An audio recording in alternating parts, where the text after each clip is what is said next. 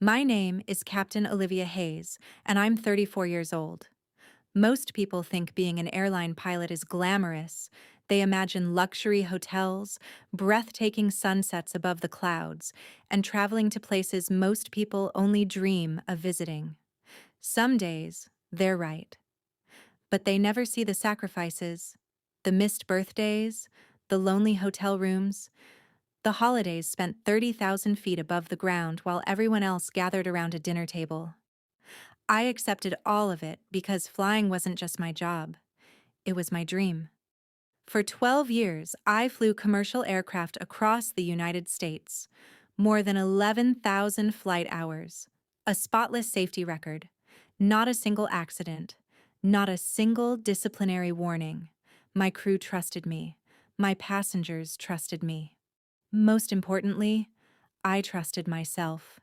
That confidence disappeared on a cold October morning. I arrived at Seattle International Airport just before 5 o'clock. The terminal was already alive. Flight attendants hurried through security with rolling bags.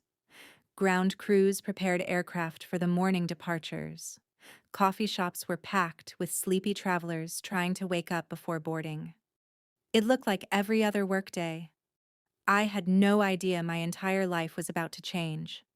After passing security, I headed toward the crew briefing room. Before I reached the door, my phone vibrated. It was my younger sister. She almost never called while I was working. I answered immediately. "Everything okay?" She didn't respond for several seconds. When she finally spoke, her voice was shaking. "Olivia, Dad's been taken to the hospital." My heart stopped. What happened? They don't know yet. I looked through the glass window at my crew waiting inside. Flight 482 to Chicago was scheduled to depart in less than 90 minutes. Hundreds of passengers were counting on us. For the first time in my career, I didn't care. "I'll be there." I ended the call and immediately informed the operations manager that I had a family emergency. Within minutes, another captain was assigned to my flight. As I drove toward the hospital, every red light felt like an eternity. Dad had always been healthy. He hiked every weekend. He refused to eat fast food. He still challenged people half his age to basketball games. None of this made sense. When I finally reached the emergency department, I found my sister sitting alone in the waiting room. She stood and hugged me without saying a word. I knew immediately. Whatever had happened, it was serious. A doctor walked toward us carrying a clipboard. "Captain Hayes?" I nodded. "I'm Dr. Morrison." He invited us into a private consultation room. My stomach tightened. Doctors never used private rooms for good news. "I'm afraid your father suffered a major stroke early this morning." The words echoed inside my head. Stroke. Dad. Those two words didn't belong together. The doctor continued speaking, but I barely heard him. "Currently stable. Under observation. The next 24 hours are critical." Everything blurred together. I finally managed to ask one question. "Can I see him?" The doctor nodded.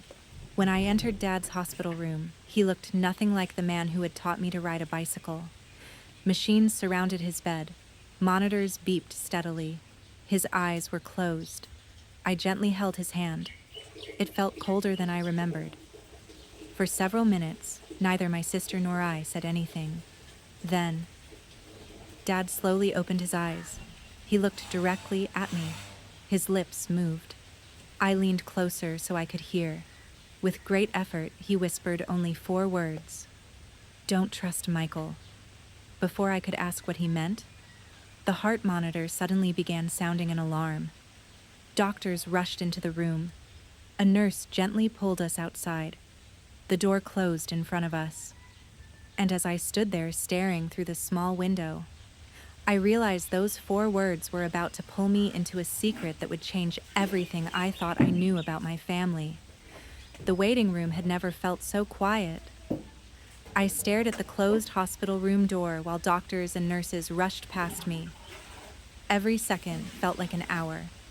My younger sister sat beside me, nervously twisting the zipper on her jacket. Neither of us spoke. We were both thinking about the same thing.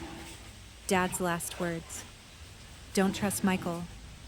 Michael, our uncle, Dad's younger brother, the man who had practically helped raise us after our mom passed away 8 years earlier. He had attended every birthday, every graduation, every Thanksgiving. He was the first person to arrive whenever someone in the family needed help. Nothing about Dad's warning made sense. An hour later, Dr. Morrison finally walked out. He's stable, he said with a tired smile. The medication worked, but he'll need plenty of rest. Stress could make his condition worse. Relief washed over me. At least he was alive. That was enough for now. The doctor explained that visitors would be limited for the rest of the day. Before leaving, I looked through the glass one more time. Dad was asleep again. His face looked peaceful, but those 4 words refused to leave my mind. That evening, my phone rang. The caller ID read Michael. I hesitated before answering. Olivia, I just heard about your dad. How's he doing? His voice sounded genuinely concerned. He's stable. Oh, thank God. There was a brief silence. I'll head to the hospital first thing tomorrow. Normally, hearing that would have comforted me. Instead, Dad's warning echoed in my head. Don't trust Michael. I forced myself to sound normal. Thanks. I'll let the nurses know. After hanging up, I felt guilty. Maybe Dad had been confused because of the stroke. Maybe I was reading too much into it. I wanted to believe that. I really did. The next morning, I returned to the hospital before sunrise. Years of being an airline pilot had trained my body to wake up early. The hallway was almost empty. As I walked toward Dad's room, I noticed someone standing outside his door. Michael. He was speaking quietly with one of the nurses. The moment he saw me, he smiled. There you are. He wrapped me in a quick hug. Your father gave us all quite a scare. I nodded. He'll recover. I'm sure he will. For a split second, something crossed his face. Not sadness, not relief. It looked more like worry. Before I could think about it, the expression disappeared. He was smiling again. The same warm smile I'd known since childhood. Maybe Dad really had been mistaken. Maybe there was nothing to fear. Later that afternoon, I returned to Dad's house to collect a few things he might need during recovery. The house felt strangely empty. His reading glasses still rested beside his favorite chair. A half-finished crossword puzzle sat on the coffee table. Everything looked exactly as he'd left it. I packed a small bag with clothes, his phone charger, and a few family photos. As I opened the desk drawer in his home office looking for a notebook, I noticed something unusual, a small black key. It had a faded paper tag attached. Written in blue ink were 3 words, Safety Deposit Box. My heart skipped. Dad had never mentioned having one. I turned the key over in my hand. Why would he hide this? And why had he warned me about Michael just hours before I found it? For the first time, I realized my father's biggest secret might not be in this house. It might be locked away somewhere only he knew. And somehow, I had just found the key. I didn't tell anyone about the key. Not my sister, not Uncle Michael, not even my best friend. Something deep inside me said to keep it to myself. Maybe it was instinct, or maybe it was the memory of Dad's weak voice whispering, "Don't trust Michael." The next morning, I drove to the downtown branch of Evergreen National Bank. The key sat in my jacket pocket the entire drive. It felt heavier than it should have. Inside, the bank was quiet.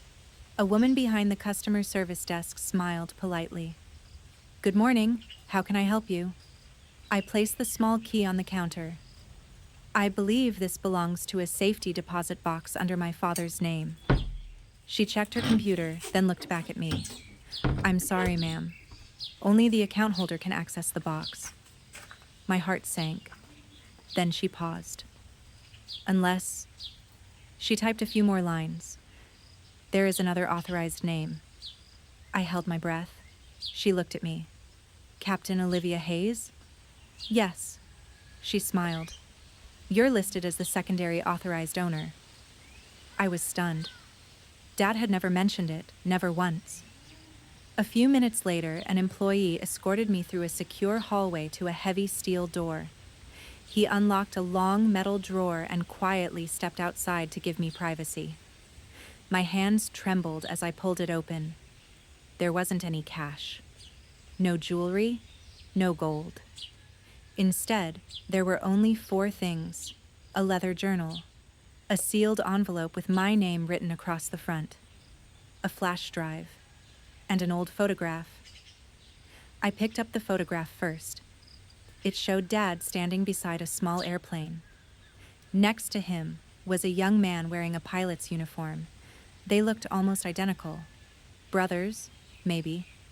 But I had never seen that man before. I turned the picture over. On the back, Dad had written, "Summer, 1996. Me and David.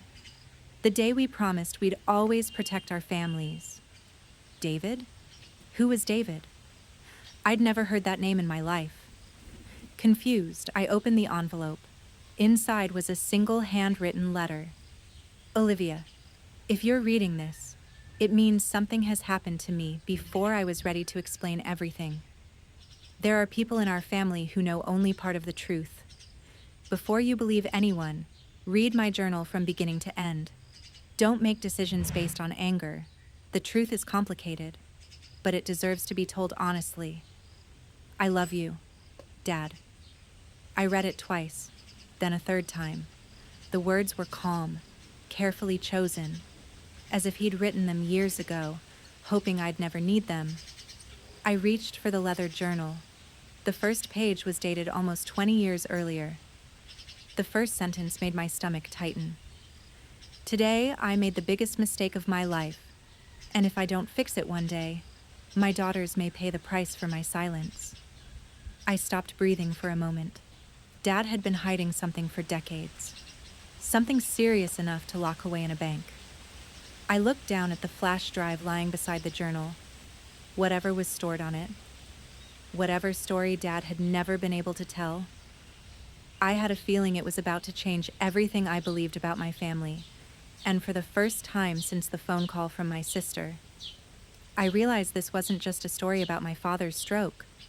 It was a story that had started nearly 30 years earlier, and I had only just opened the first page. I didn't open the journal immediately. Instead, I sat in my car outside the bank, staring at the leather cover resting in my lap. The October rain tapped softly against the windshield. People hurried past with umbrellas, completely unaware that my entire world had shifted in less than an hour. Taking a deep breath, I opened the first page. Dad's handwriting was neat, almost painfully organized.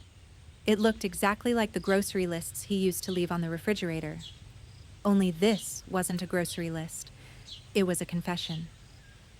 April 12th, 2004. If you're reading this, Olivia, then I failed to tell you the truth myself. Some mistakes happen in a single moment. Mine happened because I stayed silent. Silence can destroy a family just as quickly as a lie. I turned the page. Every entry described events I had never heard about. Years before I was born, Dad had owned a small aviation maintenance business with his closest friend, David Reynolds. They weren't just business partners. They had learned to fly together, built airplanes together, dreamed together. Dad wrote that they had promised to build the safest aircraft repair company in the Pacific Northwest. Then one paragraph caught my attention. The day David disappeared, everyone blamed him. I frowned. Disappeared? According to the journal, David had suddenly vanished after a serious disagreement with investors. The newspapers called him irresponsible. Former employees claimed he had stolen company money. Within weeks, the business collapsed. Dad never publicly defended him, not once. But the next sentence stopped me cold. David didn't steal anything. I whispered the words aloud. What? Dad continued. I knew he was innocent, but speaking up would have destroyed everything I'd worked for.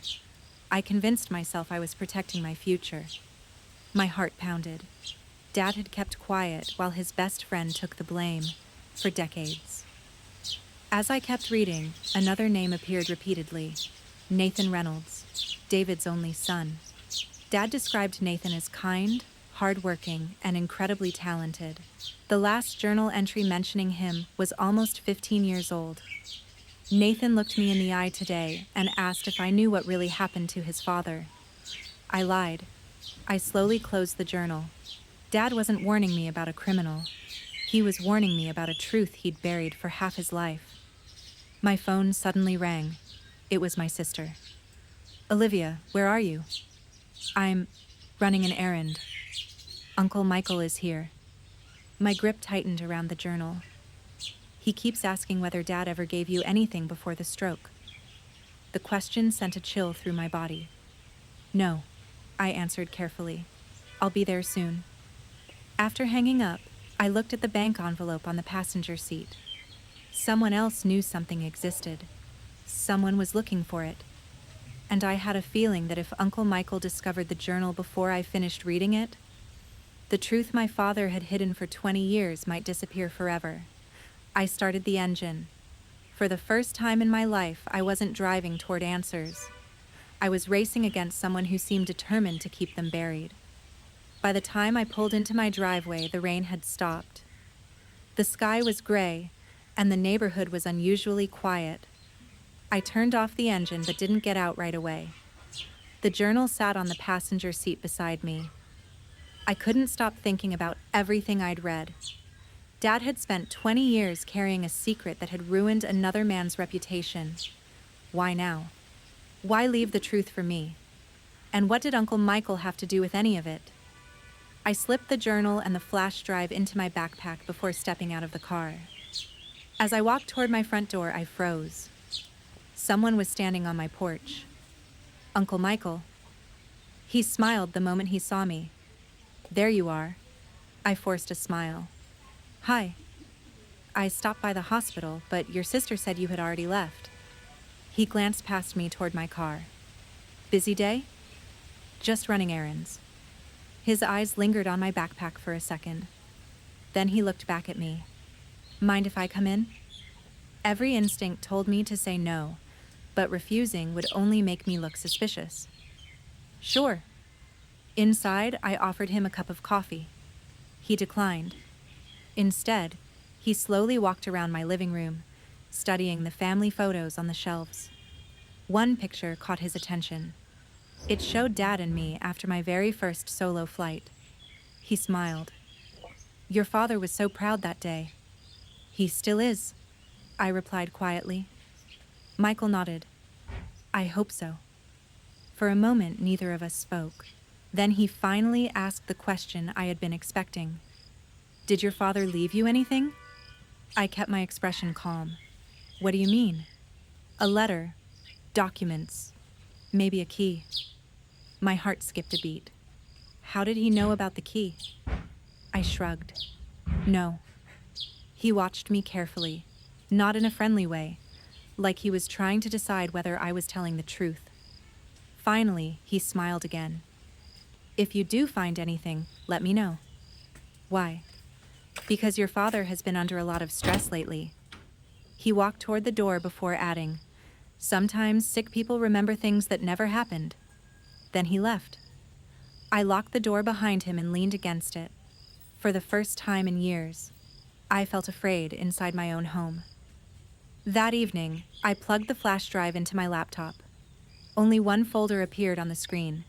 Its name was simple.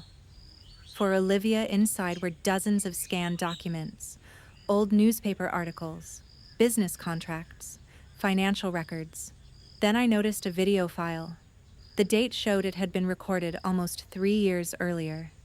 Hands trembling, I clicked play. The screen faded from black. Dad appeared, sitting alone in what looked like his home office. He looked directly into the camera. If you're watching this, Olivia, he paused and took a slow breath. Then I no longer have the courage to tell you this face to face. I sat perfectly still. Whatever he was about to say, I knew my life was about to change again. And this time, there would be no turning back. For several seconds, Dad simply looked into the camera. He didn't speak. He just stared, as if he were trying to find the right words. Then he let out a slow breath. Olivia, if you're watching this, it means I waited too long. His voice sounded calm, but I could see the regret in his eyes. I've spent years convincing myself that keeping this secret was protecting our family. He shook his head. I was wrong. I leaned closer to the screen. I told you not to trust Michael because there are things you don't know. My heart raced. Dad continued.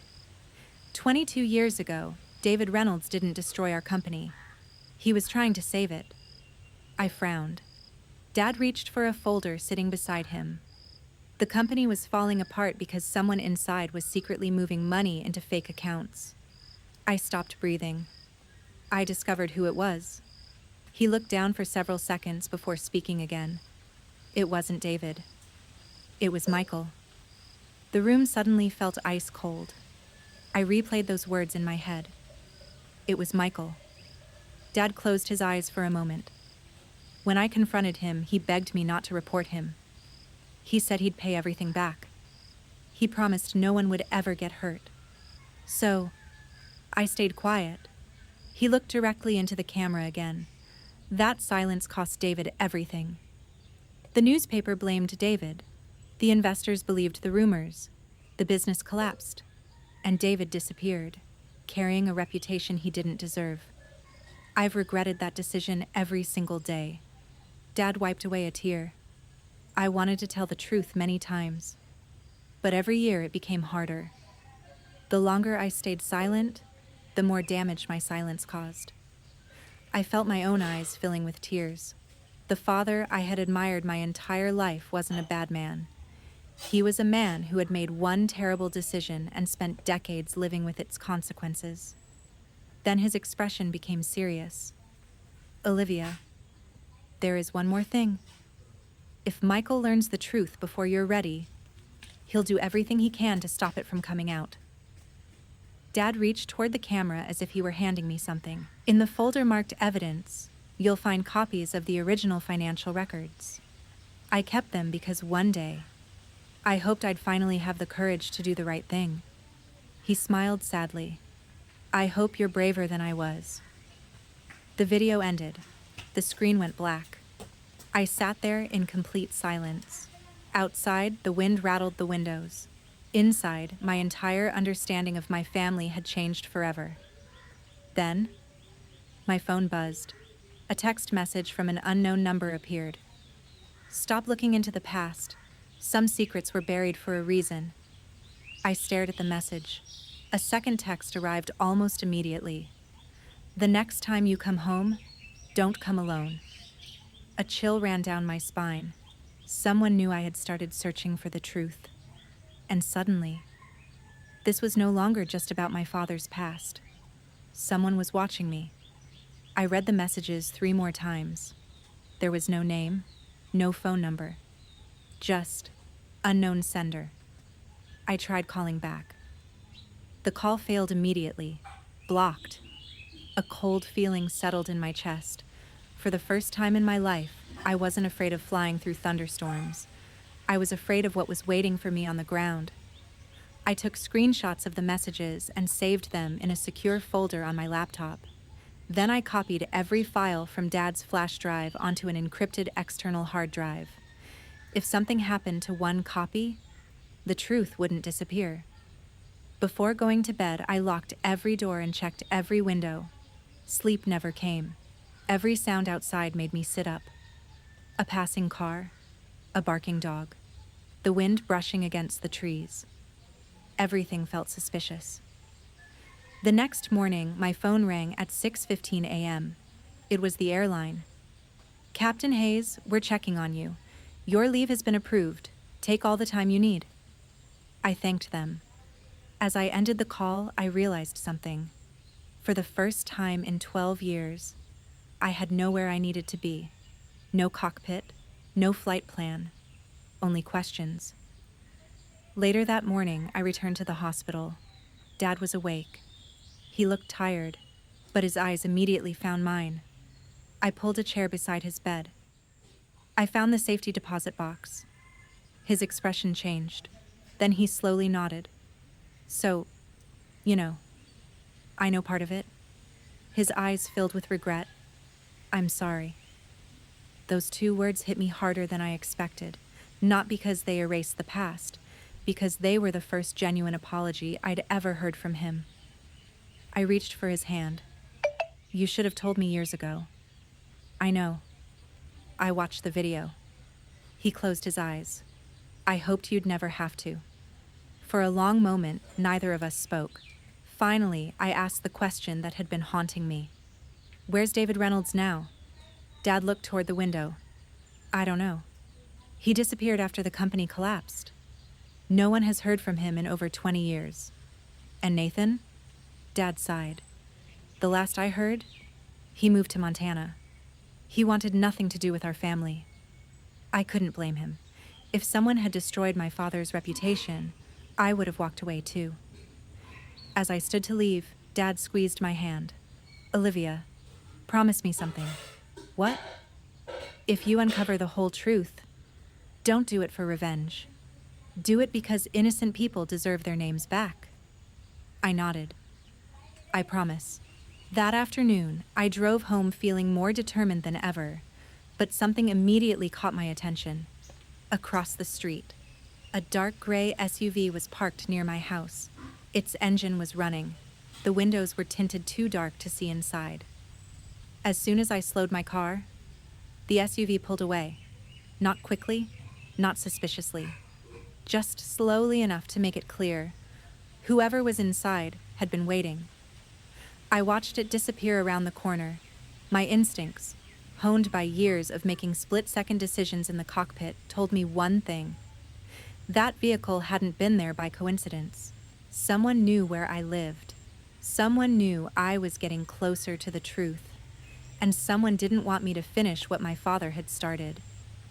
I stood in my driveway for almost a full minute, watching the corner where the gray SUV had disappeared. Maybe it was nothing. Maybe it belonged to a neighbor. But deep down, I knew better. Pilots learn to trust their instincts. A tiny warning light in the cockpit can prevent a disaster. That same instinct was telling me to stay alert. I walked inside, locked the front door, and closed every curtain. Then I called my younger sister. Have you noticed anyone following you? There was a brief silence. What? No, why? I'll explain later, just be careful. You sound scared. I'll be okay. I wasn't sure I believed my own words. That evening, I returned to Dad's house to pick up a few more things. The house was exactly as he'd left it. His reading glasses still rested on the kitchen counter. A half-finished crossword puzzle was lying on the coffee table. For a moment, I could almost imagine he would walk through the front door and tell me everything had been one terrible misunderstanding. But reality had a way of refusing happy fantasies. I climbed the narrow staircase leading to the attic. As kids, my sister and I loved exploring up there. Old holiday decorations, boxes of photographs, broken furniture Dad always promised to fix. Nothing had changed. Or so I thought. Near the back wall, hidden beneath an old blanket, I noticed a small wooden box. I'd never seen it before. There was no lock, only a faded label. Keep safe. I carefully lifted the lid. Inside were dozens of old photographs. Most showed Dad smiling beside people I didn't recognize. Then one picture made me stop. It was Dad, standing beside David Reynolds.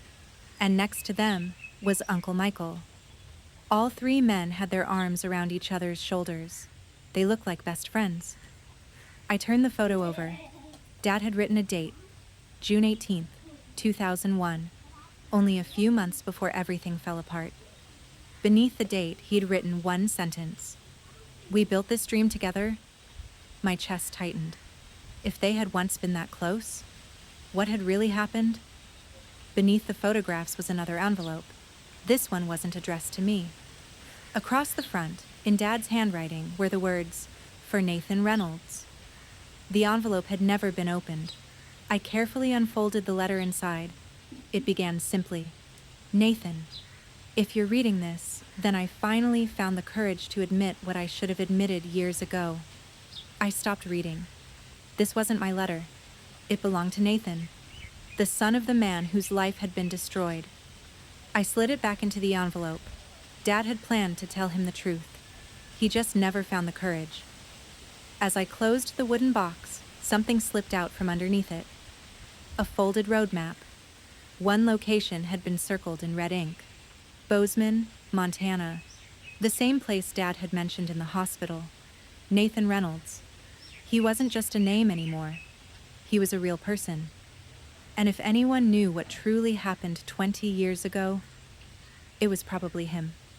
I stared at the map for a long moment. Then I made my decision. Tomorrow, I wasn't going back to work. I wasn't staying in Seattle.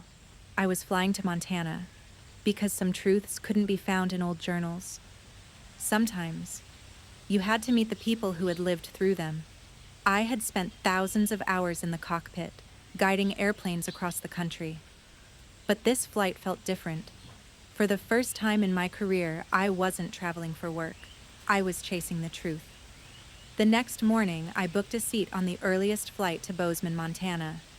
As the aircraft climbed above the clouds, I stared out the window. Normally, flying brought me peace. Today, my mind refused to slow down. I kept replaying everything that had happened over the past week. Dad's warning, the journal, the hidden letter, the anonymous text messages. None of it felt like a coincidence anymore. Someone had spent years making sure the truth stayed buried, and I was about to dig it up. 3 hours later, I landed in Bozeman. The crisp mountain air was a welcome change from Seattle's rainy weather. According to the information I'd found in an old business directory, Nathan Reynolds owned a small aircraft restoration workshop just outside town. It took me 20 minutes to drive there.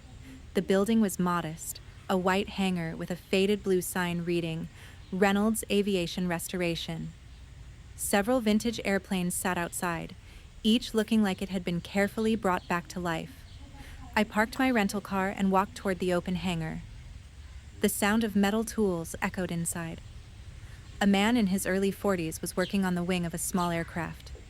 He looked up as I approached. His expression was calm, but cautious. "Can I help you?" I swallowed hard. "Are you Nathan Reynolds?"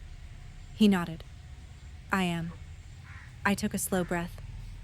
"My name is Olivia Hayes." The moment I said my last name, his smile disappeared. For several seconds, he didn't say a word. Then he quietly removed his work gloves. "I know who you are." That wasn't the response I expected. "You do?" "I've been expecting someone from your family." A chill ran down my spine. "Expecting?" He looked toward the mountains before answering. "Your father wrote to me." My heart skipped. "He never mailed the letter." Nathan gave a small smile. "No. But he called me 6 months ago." I stared at him in disbelief. "Dad called you?" Nathan nodded. "He wanted to tell me everything." "So, why didn't he?" Nathan's expression grew somber. "Because someone convinced him it was too dangerous." The words hit me like a punch. "Who?" Nathan didn't answer immediately.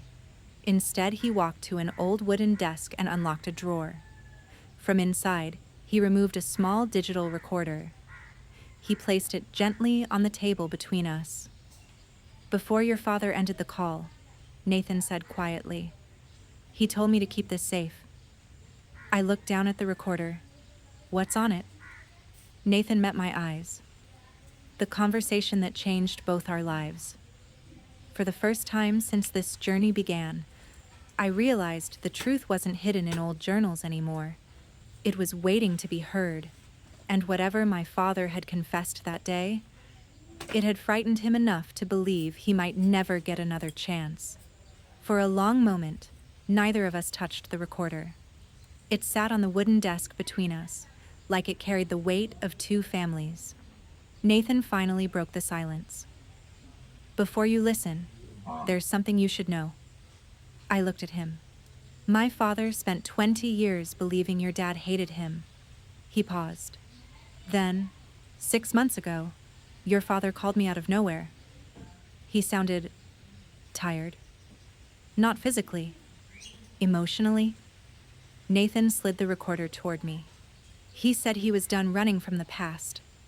My hands trembled as I pressed the play button. A soft click filled the room. Then, Dad's voice, older than I remembered, heavier. Hello, Nathan. There was a brief silence before another voice answered. I never thought I'd hear from you again. Dad took a slow breath. I don't expect forgiveness.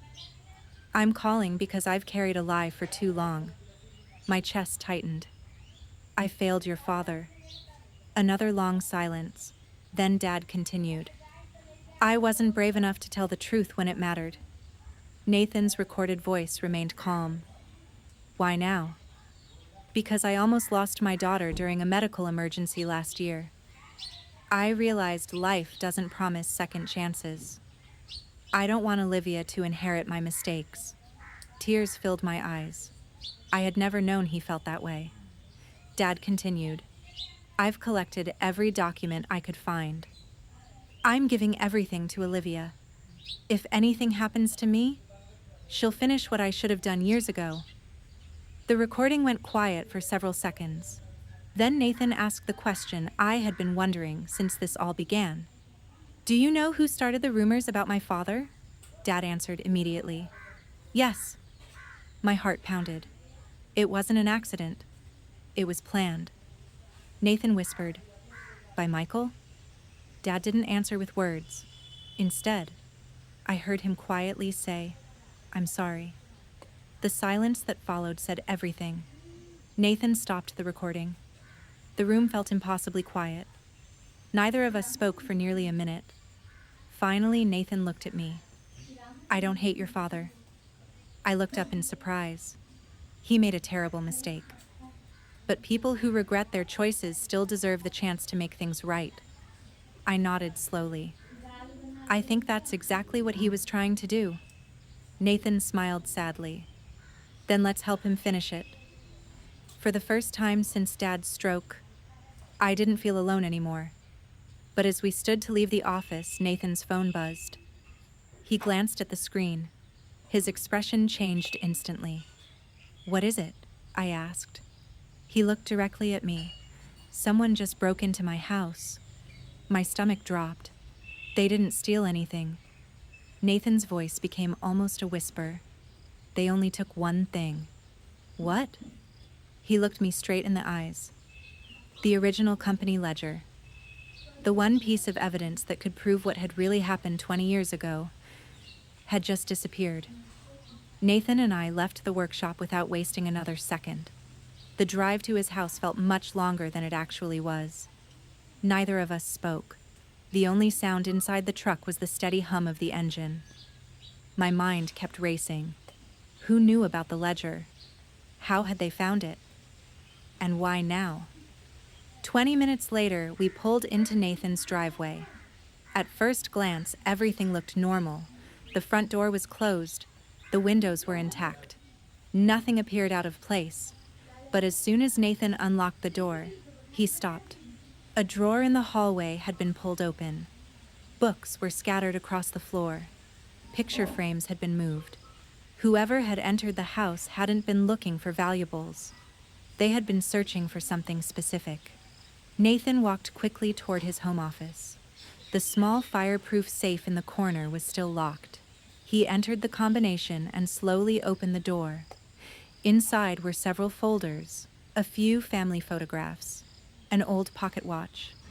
But the thick leather ledger was gone. Nathan closed his eyes.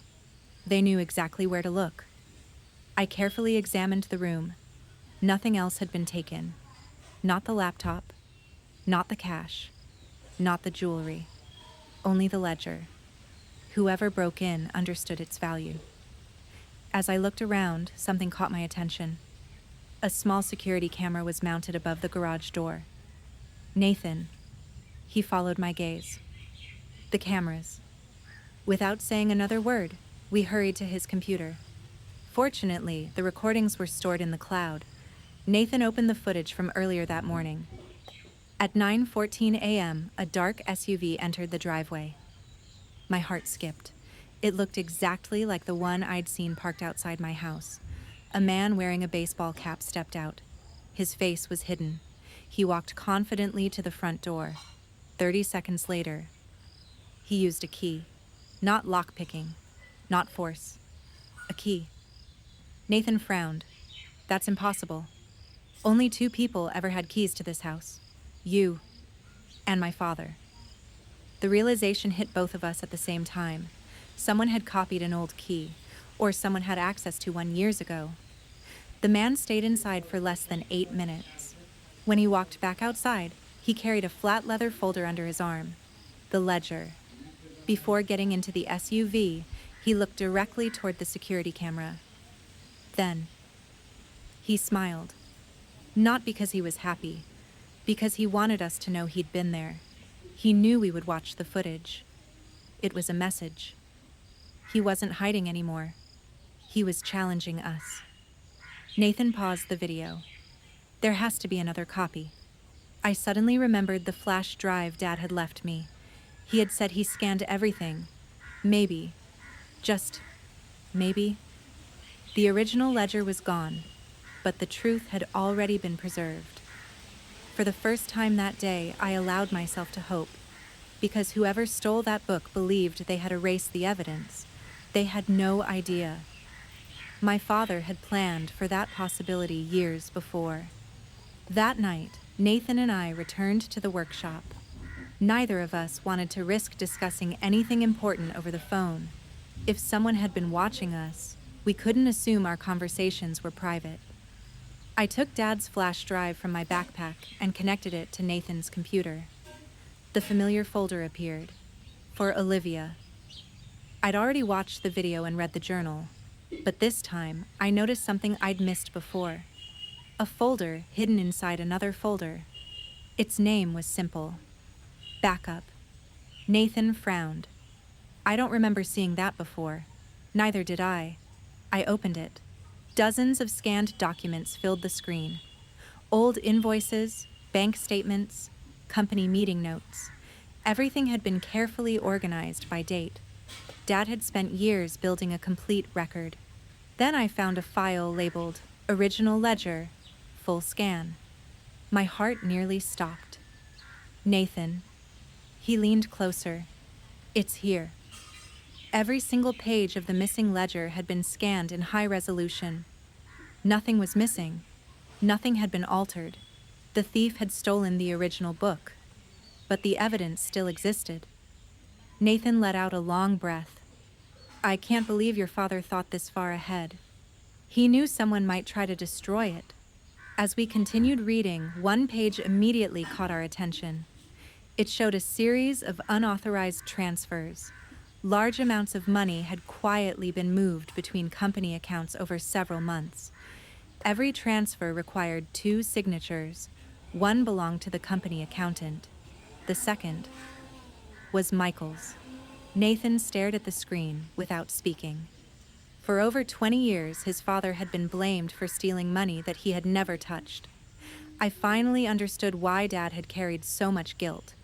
He hadn't caused the theft, but his silence had allowed an innocent man to carry the blame. Just as we were organizing the files, my phone rang. It was my younger sister. I answered immediately. Olivia? Her voice was shaking. Where are you? In Montana. What's wrong? She took a deep breath. Someone broke into Dad's hospital room tonight. My heart skipped. What? The nurses said the person wasn't there to hurt him. They searched every cabinet. They even looked under the mattress. I exchanged a worried glance with Nathan. They were looking for something, I whispered. My sister's voice cracked. Before they left, they asked Dad one question. What did they ask? She hesitated, then quietly said, they asked, where did Olivia hide the evidence? A chill ran through my entire body. This was no longer just about uncovering the past. Whoever was behind all of this knew my name. They knew I had the files, and they believed I was the only person standing between them and the truth. I didn't sleep that night. Nathan's workshop was quiet, but my mind wasn't. Whoever had searched Dad's hospital room knew two things. First, they knew the evidence still existed. Second, they believed I had it. By sunrise, I'd made my decision. "We're going back to Seattle," I told Nathan. He nodded without hesitation. "I was hoping you'd say that." Before leaving, we made 3 encrypted copies of every document from Dad's flash drive. One stayed with Nathan. One went into a secure cloud account. The third remained on a new flash drive in my backpack. If someone wanted to erase the truth, they were already too late. Back in Seattle, the first place we went wasn't the hospital. It was the office of Laura Mitchell, an attorney Dad had trusted for years. She greeted us with a concerned smile. "I've been expecting you." I frowned. "You knew we were coming?" Laura nodded. "Your father called me the week before his stroke. He told me that if anything happened to him, you might need help." I handed her the flash drive. "I think it's time." She spent nearly an hour reviewing the documents. Finally, she leaned back in her chair. "This is enough." Nathan looked surprised. "Enough for what?" "To clear David Reynolds' name, and to begin a formal investigation into what happened to the company." For the first time in weeks, hope replaced fear. Dad hadn't collected evidence for nothing. His years of regret were finally leading somewhere. That afternoon, I visited Dad at the hospital. He looked stronger than he had a week earlier. When I told him we'd found the scanned ledger, tears filled his eyes. I thought it might already be gone. "It almost was," I replied. "But you planned ahead." He looked down at his hands. "I should have done the right thing years ago. You can still do it now." He nodded slowly. "I will?" Then he looked at Nathan. "I'm sorry for everything." Nathan stepped forward. For a moment, neither man spoke. Then Nathan extended his hand. Dad looked at it in disbelief. "You don't owe me forgiveness," Nathan said quietly. "But you do owe my father the truth." Dad gripped his hand tightly. "I know." As Nathan and I walked out of the hospital, my phone buzzed. It was a news alert. Federal investigators reopened decades-old financial fraud case involving Northwest Aviation Services. I stared at the headline. The investigation had officially begun. For years, the truth had been hidden behind silence. Now, the silence was finally over. But I had a feeling the hardest conversation of all was still waiting for us, because sooner or later, I would have to face Uncle Michael. And this time, there would be nowhere left for him to hide. 3 months later, I found myself standing in the same courthouse I'd walked past countless times without ever giving it a second thought. This time, I wasn't there as a witness to someone else's story. I was there to finish my father's. The investigation moved faster than anyone expected.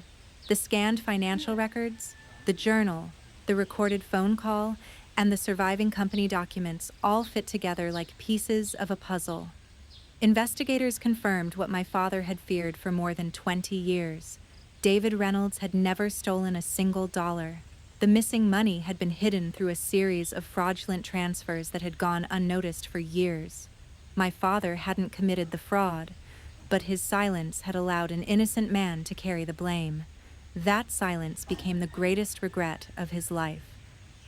Uncle Michael was called in for questioning several times. He denied everything, again and again. But evidence doesn't care about excuses. When investigators compared the financial records with the newly recovered digital files, the timeline matched perfectly. The truth could no longer be ignored. Watching the news that evening, I didn't feel victorious. I felt relieved. Not because someone was finally being held accountable, but because another family was finally getting the truth they had deserved for decades. A week later, Dad was discharged from the hospital. His recovery was slow, but every day he grew stronger. The first thing he asked to do wasn't go home. He wanted to visit David Reynolds's grave. Nathan and I drove with him early on a quiet Sunday morning. The cemetery overlooked a small lake surrounded by tall pine trees. Dad stood silently in front of the headstone for several minutes. Finally, he placed a single white lily at its base. "I'm sorry," he whispered. "I should have spoken sooner." The wind carried his words across the water. No one else spoke. Some apologies arrived too late, but they're still worth saying. Several months passed. The investigation officially cleared David Reynolds's name. The state corrected the public record, and the aviation community recognized the truth about the company that had collapsed so many years before. Nathan finally had something he'd waited most of his life to hear. His father had been innocent. He smiled through tears as he thanked me. "You gave my family our name back." I shook my head. "No, my father did. He just needed someone to finish what he started." As for me, I returned to the cockpit. The first flight after everything happened felt different. As the aircraft climbed above the clouds, the morning sunlight filled the sky with shades of gold. For the first time in months, my heart felt light. I realized something at 37,000 feet. Life isn't about pretending mistakes never happened. It's about having the courage to face them. My father couldn't change his past. Neither could I. But together, we changed someone else's future. Sometimes people ask me what the hardest flight of my career was. They expect me to mention a snowstorm, a lightning strike, a difficult landing. I simply smile, because the hardest journey I ever made wasn't through the clouds. It was through the truth. And if there's one lesson this experience taught me, it's this. Integrity isn't measured by never making a mistake. It's measured by what you're willing to do to make it right. That lesson didn't just save my family, it gave 2 families the chance to begin again. The end.